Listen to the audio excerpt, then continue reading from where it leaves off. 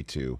Joining me here now on the Rich Eisen Show with a new gig. It is Thursday Night Football pregame, halftime, and postgame on Prime Video, getting set to kick things off for Jeff Bezos and the rest of the folks at Amazon with Chargers versus Chiefs to kick off week 2 in 6 days from now.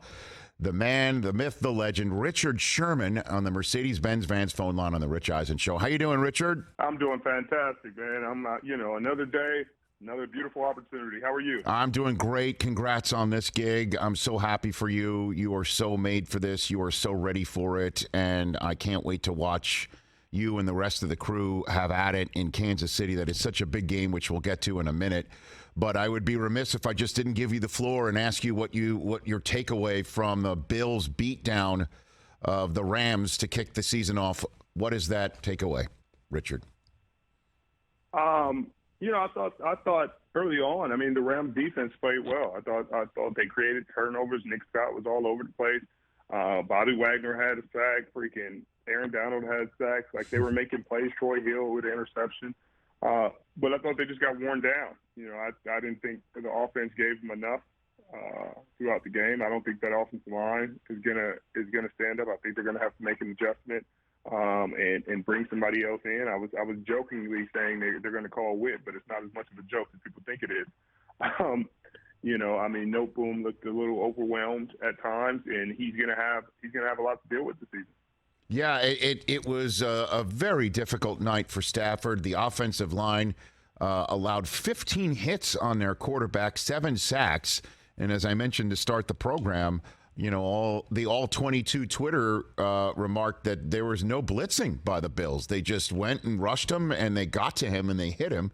So you think the fix is Les Snead's got to be on the phone line today to find another offensive lineman or two? R5. No question. I think what they showed now nothing against Buffalo. Buffalo was the number one defense in football last year in terms of yards per game. But they have to go against the San Francisco 49ers defensive line twice, and they have monsters, and they all already struggled with them consistently. They have to go against them twice. They have to go against the AFC West twice. They have to go against the AFC West. And, you got another Bosa coming to town. You got Chandler Jones. You got Max Crosby. You got Khalil Mack. The people that they're going to have to deal with this year, if they don't get that fixed, 15 hits is just the tip of the iceberg. And then what did you make of the Bills offensively, Richard? It just seemed like the only issue could be possibly that Brian Daboll is gone, their play caller is gone, and that might leave the Bills adrift. But then we saw the first set of downs was a remarkable march down the field. Ken Dorsey appeared to be pushing all the right buttons, and what a button to push than Josh Allen. That's the way I took it. How difficult is it going to be to stop this offense this year, do you think, Richard? It's going to be really difficult, and he took his time, and I think that's, you hear the Rams' remarks after the game talking about we thought they wouldn't be patient. We thought Josh Allen would be impatient and take shots, and he just took what the defense gave him. He didn't force anything. Hey, it's taken away, check it down. That's 5. That's 8. Hey, it's taken away, I'll take it with my legs. And for the first half, it seemed like he made a conscious decision not to run it. And I think that was Ken Dorsey, and I think that was Josh Allen. I think they made a conscious decision to say, hey, let me show you guys, this guy's an MVP candidate with his arm. And then the beginning of the second half, I think it was the first drive or the second drive, they had 2 designed quarterback runs immediately. Like, it was just, they were so in tune and so in rhythm that it was like a game. It was like they were just scripting what they wanted to show and what they wanted to do and what they wanted people to see. It's like a movie.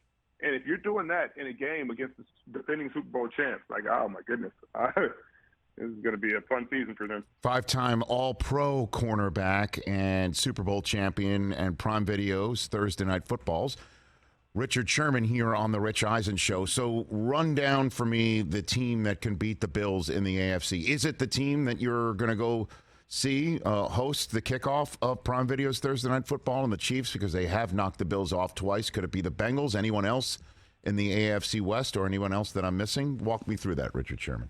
I I think it's one of the two teams that we're going to see this upcoming Thursday. I think it's either the Chargers or the Chiefs, and unfortunately the Chargers haven't lived up to the lofty expectations that everyone has had for them. But hopefully this is the year they do. I think Justin Herbert's primed to continue his great play. Obviously, then getting J.C. Jackson, we'll see if he's healthy for this first week, and hopefully he's healthy for that game. But Khalil Mack, bringing him into town, Sebastian Joseph-Day to secure that run game, that was a huge weakness for him last year. I think they'll have a chance. Obviously, people are making a huge deal about the Kansas City Chiefs losing the Cheetah, which is obviously you'd lose an all-pro receiver. It's going to make a difference. But in the preseason, if that was any indication, they look like they're ready to weather that storm. Mahomes is still Mahomes. Andy Reid is still Andy Reid. Bieniemy is still Bieniemy, and they're still calling the game the same. McCole Hardman is taking some of the stress off. Juju Smith-Schuster is doing some things. I think they're doing it by committee and in a way that it would have all been cheated to do this job, and they're doing it with 4 or 5 guys, but they're still getting it done.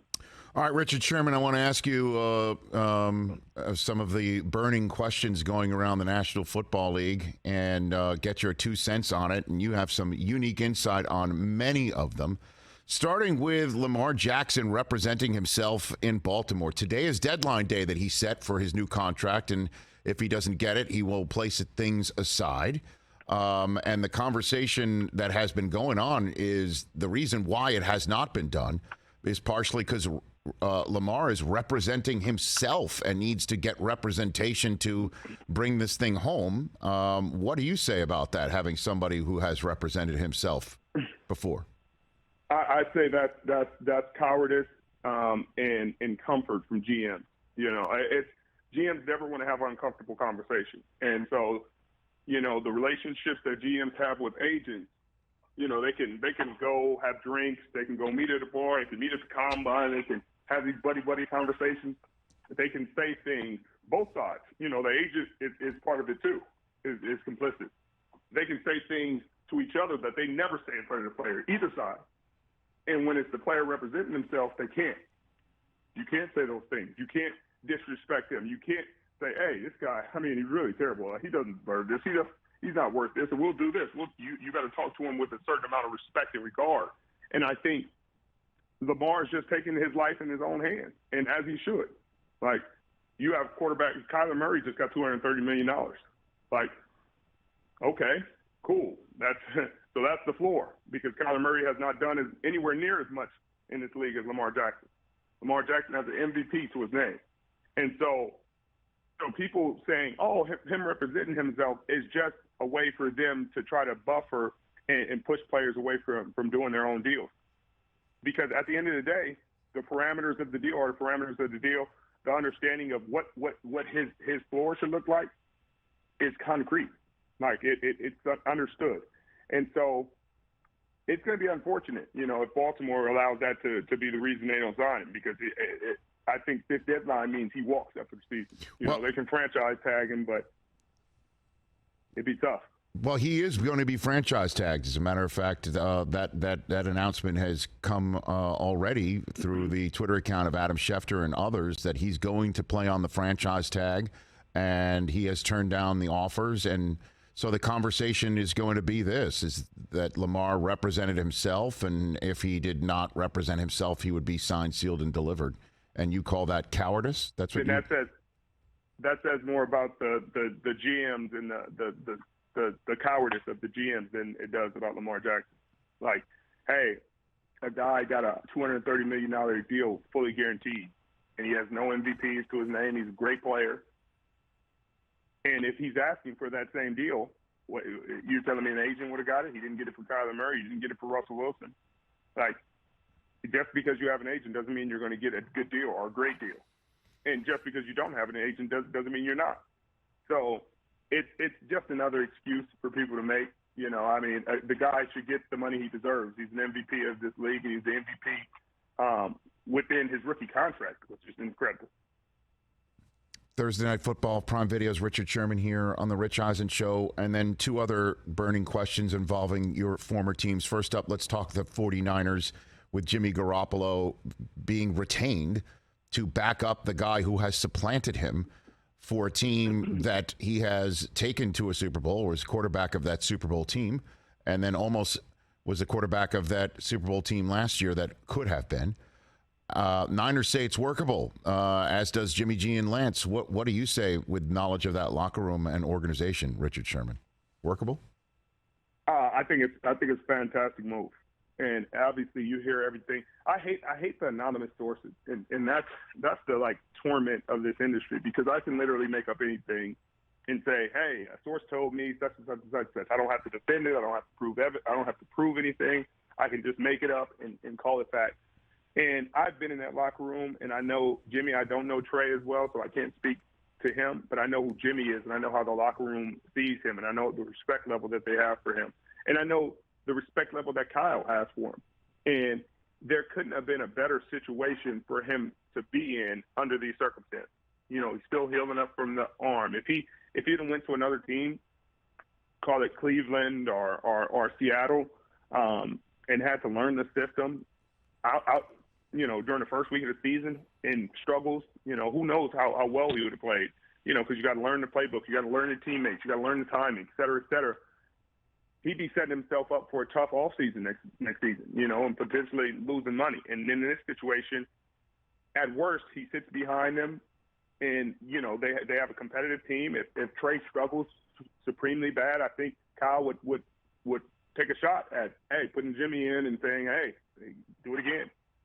But if Trey stays healthy and they get to a Super Bowl and they have great success, then Jimmy walks off into the sunset. He's still the most viable free agent target if Lamar Jackson isn't free.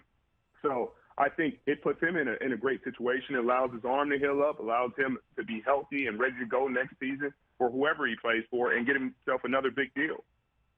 Well, I guess you did touch upon the gray area of this is the extent of the Lance struggle that would cause Kyle Shanahan to hit the Jimmy Garoppolo or break the emergency glass on Jimmy Garoppolo in a way that could stunt Lance's growth, or there could be some sort of locker room conversation that would cause Shanahan to do that. Can you walk me through the possibilities and what that might look like, Richard?